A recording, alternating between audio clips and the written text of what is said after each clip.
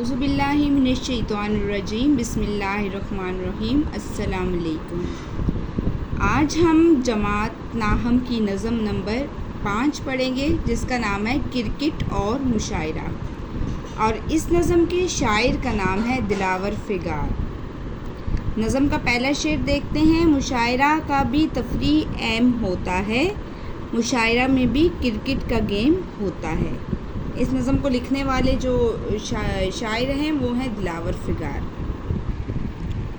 شامل نصاب نظم کرکٹ اور مشاعرہ ایک مزاحیہ نظم ہے جس کے شاعر اردو کے صفحے اول کے مزاح گو دلاور فگار ہیں۔ جو یہ مزاحیہ نظم اور مزاحیہ شاعری جو ہے وہ کرتے ہیں اور ان کا نام ہے دلاور فگار۔ وہ بڑے پرلطیف اور پرمزاح انداز میں کرکٹ اور مشاعرہ میں مماثلت بیان کر رہے ہیں، یعنی کہ وہ کرکٹ اور مشاعرہ کو جو ہے ان کے درمیان جو ایک روابط سا ہے، مماثلت سی ہے، اس کو بیان کر رہے ہیں۔ وہ بڑی مہارت اور چابک دستی سے کرکٹ کی اصطلاحات کا استعمال کرتے ہوئے کہہ رہے ہیں کہ دیکھا جائے تو مشاعرہ اور کرکٹ میچ ایک ہی طرح کا کھیل ہے۔ وہ کہتے ہیں کہ مشاعرہ اور کرکٹ دونوں لگتا ہے ایک ہی طرح کے کھیل ہیں۔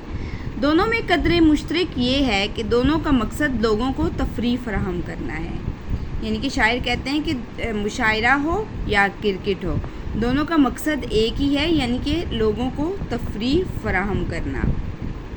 شاعر کیا کہتے ہیں جی؟ مشاعر کا بھی کرکٹ میچ ہوتا ہے، یہاں بھی مصرع اٹھاؤ تو کیچ ہوتا ہے۔ جناب دلاور فگار آپ نے اس شعر میں فرماتے ہیں کہ مشاعرہ ہو یا کرکٹ کا کھیل، دونوں میں ایک ہی طرز پر کھیلنے والے اور ایک ہی طرح کے کھلاڑی ہوتے ہیں۔ وہ مزید کہتے ہیں کہ جب مشاعرہ ہوتا ہے تو اس کا مقصد لوگوں کو تفریح یا سکون فراہم کرنا ہوتا ہے، بالکل اسی طرح جس طرح کے لوگ کرکٹ کے کھیل میں تفریح حاصل کرتے ہیں۔ وہ کہتے ہیں کہ جب مشاعرہ ہوتا ہے تو اس کا مقصد بھی لوگوں کو تفریح فراہم کرنا ہوتا ہے، بالکل اسی طرح سے جیسے کرکٹ سے لوگ تفریح حاصل کرتے ہیں، اور انہیں سکون اور تفریح دونوں چیزیں ایک ہاتھ مل جاتی ہیں، یعنی مشاعرہ میں دماغی صلاحیتیں سامنے آتی ہیں جبکہ کرکٹ میں جسمانی صلاحیتیں، دونوں صورتوں میں سکون اور اطمینان ہوتا ہے۔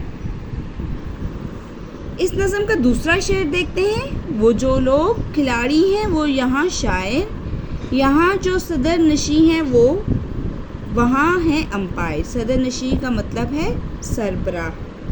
اگر آپ کو نظم کی کسی بند کی یا کسی اشعار کی تشریح آ جاتی ہے تو آپ نے تشریح کے ایک شعر میں شاعر کا حوالہ ضرور دینا ہے۔ تو جیسے ہم نے اوپر بیان کیا ہے کہ شامل نصاب نظم جو ہے وہ کرکٹ اور مشاعرہ ایک مزاحیہ نظم ہے، اور اس کے جو شاعر ہیں وہ اردو کے صفحے اول کے مزاح گو دلاور فگار ہیں۔ وہ بڑے پرلطیف اور پرمزاح انداز میں کرکٹ اور مشاعرہ میں مماثلت بیان کریں۔ اس طرح سے یہ آپ نے ضرور حوالہ دینا ہے۔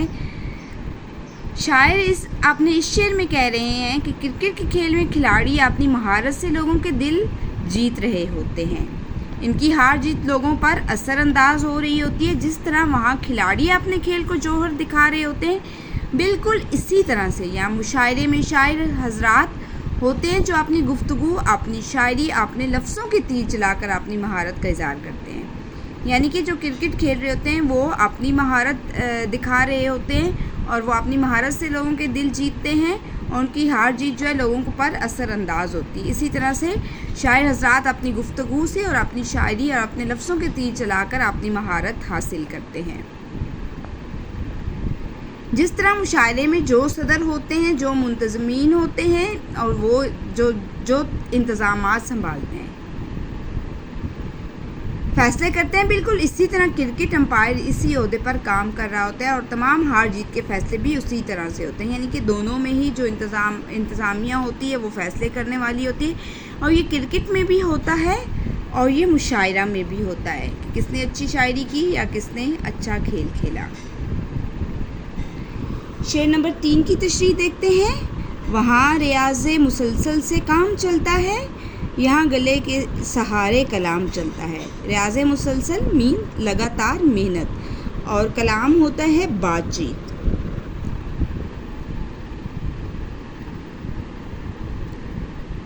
شاعر اپنے اس شعر میں فرماتے ہیں کہ کرکٹ کے کھیل میں ماہر ہونے کے لیے مسلسل پریکٹس کی ضرورت ہوتی ہے، یعنی ریاض مسلسل مطلب لگاتار محنت۔ بغیر ریہرسل اور پریکٹس کے انسان کھلاڑی ماہر نہیں ہو سکتا، اور وہ ہر لمحہ ہر گھڑی پریکٹس میں رہتا ہے۔ بالکل اسی طرح مشاعرے میں بھی شاعر جو ہے اپنے گلے سے کام لیتے ہیں، یعنی اس سے بھی پریکٹس کی ضرورت ہوتی ہے۔ وہ بار بار اپنے انداز بیاں کو بہتر سے بہتر بنانے کے لیے پریکٹس کر رہا ہوتا ہے۔ تو جس طرح سے کھلاڑی جو ہے وہ پریکٹس کرتے ہیں، وہ تب ہی ماہر کھلاڑی بن سکتے ہیں۔ پریکٹس کے بغیر وہ بھی ماہر کھلاڑی نہیں بن سکتے۔ بالکل اسی طرح شاعر کو بھی گلے سے کام لیتے ہوئے پریکٹس کی ضرورت ہوتی ہے، اور وہ اپنے انداز بیاں کو بہتر سے بہتر بنانے کے لیے لگاتار پریکٹس کرتا ہے۔ یہ اس لیے کہ شاعر کو بیان کرنے کے لیے بہت زیادہ مہارت کی ضرورت ہوتی ہے۔ ایک شاعر کے لیے اس کا گلا جو ہے بہترین سرمایہ ہوتا ہے، یعنی کہ اس کی اچھی آواز ہی اس کا بہترین سرمایہ ہوتی ہے۔ شعر نمبر 4 دیکھتے ہیں۔ وہاں بھی کھیل میں نو بال ہو تو فاؤل ہے، یہاں بھی شاعر میں اعمال ہو تو فاؤل ہے۔ اعمال کا مطلب ہے جس کی تفصیل کی جا سکے۔ شاعر اپنے اس شعر میں فرماتے ہیں کہ جس طرح کرکٹ کے کھیل میں 9 بال کو فاؤل قرار دے دیا جاتا ہے اور اس کی جگہ دوبارہ بال کروائی جاتی ہے تاکہ اوور مکمل ہو سکے اور کھلاڑی بھرپور طریقے سے کھیل سکے، بالکل اسی طرح سے مشاعرے میں بھی اگر شاعر اپنی شاعری کو بیان کر رہا ہے اور درمیان میں کہیں بھی کوئی اضافی چیز دے دے یا پھر نظم یا غزل سے ہٹ کر درمیان میں کچھ بیان کر دے تو اس چیز کو بھی فاؤل قرار دیا جاتا ہے، اور اگر بات مقابلے کی ہو تو پھر اس شاعری کو مقابلے میں شامل بھی نہیں کیا جاتا، یعنی وہ بھی فاؤل ہو جاتا ہے۔ جیسے کرکٹ میں فاؤل ہو جاتا ہے، اسی طرح سے شاعری میں بھی فاؤل ہو جاتا ہے اگر شاعر نظم سے ہٹ کر کچھ درمیان میں اور بات کر دے تو۔ اس نظم کا شعر نمبر 5 دیکھتے ہیں۔ وہاں ہے LBW، یہاں یہ چکر ہے کہ اندلیب مؤنث ہے یا مذکر ہے۔ اندلیب کہتے ہیں بلبل کو۔ شاعر اپنے شعر میں فرماتے ہیں کہ کرکٹ کے کھیل میں بعض دفعہ کھلاڑی LBW کرکٹ میں آؤٹ کرنے کی صورت، LBW کیا ہے؟ کرکٹ میں آؤٹ کرنے کی صورت ہے، آؤٹ ہوتا ہے تو اس پر بہت بحث ہوتی ہے، پھر جا کر فیصلہ ہوتا ہے جس میں ضروری ہے کہ یا تو گیند یا تو وکٹوں کی سیدھ میں گری ہو یا آف سٹمپ کی سیدھ گری ہو، پھر گیند کو بلے باز کے جسم پر بھی لگنا ضروری ہے، اور جسم پر نہ لگنے کی صورت میں وکٹ کو لگنے کا خدشہ ہونا چاہیے۔ شاعر کہتا ہے کہ بالکل اسی طرح سے جیسے کھلاڑی LBW آؤٹ ہوتا ہے، بالکل اسی طرح سے شاعری میں بھی لفظ اندلیب کا مطلب ہے بلبل، جو کہ ایک خوش رنگ اور خوشنود پرندہ ہے۔ بلبل ایک خوش رنگ اور خوشنود پرندہ ہے جس کا سر سیاہ اور پیٹھ جو ہے وہ خاکستری اور دم کے نیچے سرخی ہوتی ہے۔ اندلیب کو شاعری میں اکثر محبوب سے تشبیہ دی جاتی ہے، لیکن آج تک یہ فیصلہ نہ ہو سکا کہ وہ مذکر ہے یا مؤنث ہے۔ شعر نمبر 6۔ وہاں بھی صرف مقدر کا کھیل ہوتا ہے، جو ان لکی ہے یہاں بھی وہ فیل ہوتا ہے۔ شاعر اپنے اس شعر میں فرماتے ہیں کہ کرکٹ کا کھیل مقدر کا کھیل ہے، اس کھیل میں وہی کھلاڑی سب سے اچھا پرفارم کرتا ہے جس کی قسمت اس کا ساتھ دے، اور وہ بہت ہی خوش قسمت ہوتا ہے۔ کرکٹ میں اچھی قسمت والے کھلاڑی ہی سب سے بہتر کھیلتے ہیں، اس کھیل میں محنت سے زیادہ قسمت کام آتی ہے۔ شاعر کہتا ہے کہ شاعر بھی بالکل کرکٹ کے کھیل کی طرح ہے، یہاں بھی شاعر کی قسمت اچھی ہو تو وہ اچھی اور عمدہ شاعری کر کے داد وصول کر سکتا ہے، اگر شاعر کی قسمت اچھی نہ ہو تو وہ مشاعرہ بھی فیل ہو جاتا ہے۔ تو جو ان لکی ہے یہ جو خوش قسمت نہیں ہوتا، تو لکی مینس جو ہے وہ جو خوش قسمت ہوتا ہے۔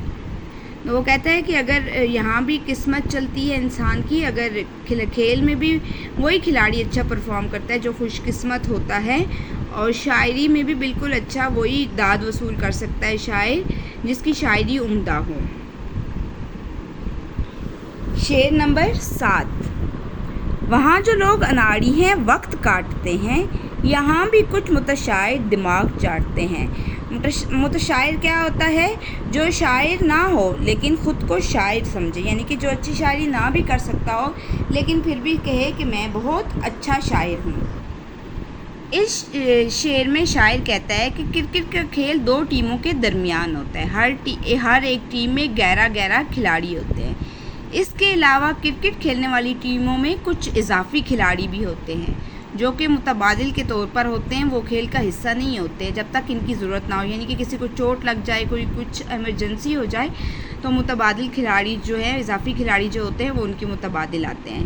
شاعر اپنے اس شعر میں فرماتے ہیں کہ کرکٹ کے کھیل میں جو لوگ ماہر ہوتے ہیں وہ کھیل جاتے ہیں اور انہی پر ٹیم کی ہار جیت متعین ہوتی ہے، مگر جو لوگ اناڑی ہوتے ہیں یعنی پریکٹس نہیں کرتے ہیں، اپنے آپ کو تیار نہیں کرتے، وہ بس ٹک ٹک کر کھیلتے رہتے ہیں اور کوئی نمایاں کارکردگی بھی نہیں دکھا پاتے، صرف وقت پاس کرتے رہتے ہیں۔ بالکل اسی طرح بعض شاعر یہاں مشاعروں میں بھی صرف الفاظ ہی کر رہے ہوتے ہیں، بے تکی اور بیکار شاعری کر کے صرف دماغ خراب کر رہے ہوتے ہیں، ان کا آنا اور جانا دونوں پتہ ہی نہیں چلتا۔